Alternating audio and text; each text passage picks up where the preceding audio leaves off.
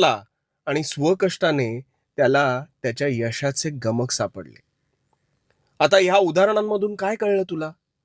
जो खडतर परिस्थितीतून जातो तोच पुढे सरसावतो. तुझी जी सध्याची परिस्थिती आहे ना, ही आधीच्या पक्षाप्रमाणे आहे. जसे त्याच्याकडे पंख होते तसे तुझ्याकडे एक सुदृढ शरीर आहे. पण तुझी मानसिकता त्या पिंजऱ्यातल्या पक्षाप्रमाणे आहे. आयुष्यात संकट आल्याशिवाय तुला सुखाची व्याख्या कशी कळणार रे?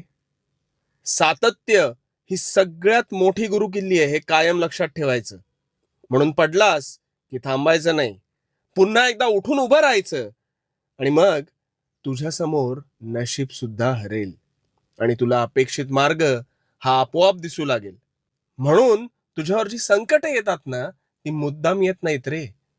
त्यातून वाट काढून पुढे गेलास की तू आपोआप सुखी होशील. फक्त